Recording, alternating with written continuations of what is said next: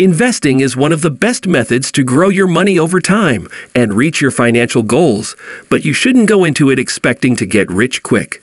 Long-term wealth creation has proven to be the most reliable method in history. The stock market might fluctuate in unexpected ways, but the best approach to dealing with volatility is to stay patient. A patient investing strategy promotes the long-term acquisition and holding of high-quality enterprises. Long-term investors can achieve big monetary profits in this manner without spending excessive amounts of time sweating over their investments. Hello everyone, and welcome to a brand new video on the channel. Today we are going to talk about the top 10 investment strategies for long-term growth. Before we get started with the video, don't forget to smash the like button, share the video, and subscribe to the channel. Now let's get started. Number 10. Review your strategy. Even if you're happy with your overall investing strategy, you should assess it on a regular basis and, if necessary, make changes. That being said, as tempting as it may be, don't constantly monitor your finances in order to prevent behaving rashly. If you're committed to the long term, short-term swings shouldn't matter. Ideally, an annual assessment should be conducted. When reviewing your portfolio, make sure your allocations are still on track. In rising markets, for example, certain equities may outgrow their targeted amount in your portfolio and need to be reduced. If you don't update your holdings, you can end up taking on more or less risk with your money than you intended, which is risky in and of itself. Rebalancing is an essential component of any investment strategy. You should also ensure that your holdings are performing within expected ranges and that any funds you own are adhering to their original investing strategy. Number 9. Impact of fees. One thing investors may do to tip the scales in their favor is to pay as little as possible for each trade and keep other administration fees to a minimal. Unfortunately, in the investment world, balancing fees and charges can be difficult because they differ from one supplier to the next. As a result, it's a good idea for beginners to have some sense of the type of investor they're going to be.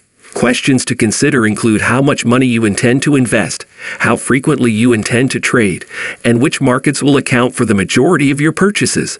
Are you going to buy funds, stocks, or a combination of the two? The more sophisticated your arrangements, the more careful you must be about potential costs. Comparing rates from one supplier to another prior to signing up can result in savings of hundreds of pounds per year in administration fees alone. Number 8. Core and satellite investments. Whether you're new to investing or a seasoned investor, one alternative is to employ a core satellite investing method. This technique entails having a broad core of assets to serve as a foundation, along with more specialized, satellite investments appropriate to your investing goals. Overall, you must be satisfied with your asset mix. Extra exposure to shares is a possibility if you are okay with taking on additional financial risk and holding your portfolio for the long term. Property, through investment trusts, and commodities such as gold can provide investors with a significant aspect of diversity. Number 7. Don't overcomplicate. The world of money, and particularly the stock market, might appear difficult to a newbie. So difficult, in fact, that it discourages would-be investors from engaging in the first place, risking missing out on the long-term rewards of investment. If you have some strong investment building blocks in place to begin with, you should be able to get your investing journey off to a good start, keeping the preceding caveats in mind. If required, start with simple, wide, and low-cost products and work your way up. Investing in a low-cost index tracker or exchange-traded fund, ETF, is one way to keep things simple. These are passive investments that seek to imitate the performance of a market, such as the UK's FTSE 100 index of leading shares, by owning all or the majority of the firms that comprise the index. Asset funds provide a way to acquire exposure to a professionally managed, varied portfolio of assets, including equities and bonds, with a single transaction. Number 6. Expand your horizons. Listening to or watching how global stock markets act on any particular trading day will reveal that their movements are frequently correlated with one another. In other words, they prefer to move together up and down. However, returns from markets in different locales frequently change, with leaders and laggards shifting from month to month and even year to year. Ensuring that your portfolio is geographically diverse allows you to capitalize on as many opportunities as possible.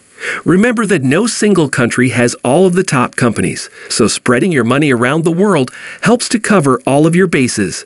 Number 5. Own a broad mix of assets. You don't have to be a financial specialist to grasp that the stock market can undergo significant ups and downs in relatively short periods of time. This summer, for example, the S&P 500 stock index in the United States sank by 20% since the beginning of 2022. However, it has begun to recoup those losses since then. According to experts, having the majority of your investment portfolio invested in the stock market makes sense as long as you have time on your side. When compared to other asset types such as cash or bonds, investing in stocks and shares has historically produced the strongest returns. It's important to remember, however, that stock and share investors can finish up with less than they started with, especially in short periods. Other assets, in addition to stocks and shares, can provide balance to your portfolio by performing differently and smoothing out some of the more dramatic market fluctuations. Number 4. Work out a style and choose your investment vehicle.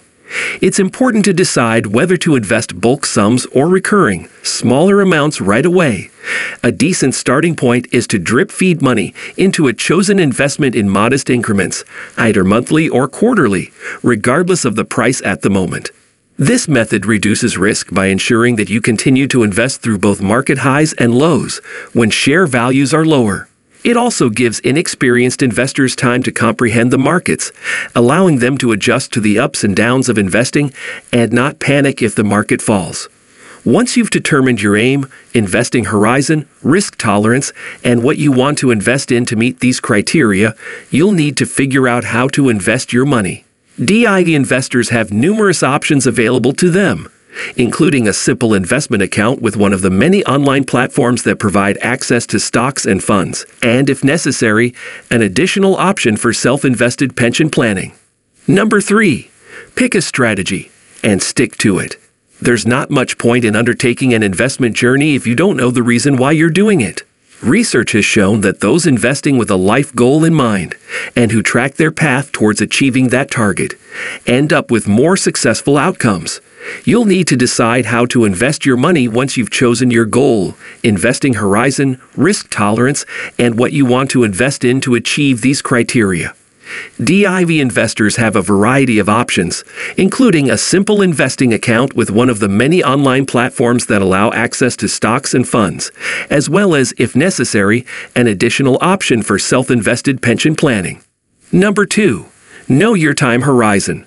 Everyone has different financial goals, such as developing a savings account, paying for school or higher education, or budgeting for retirement.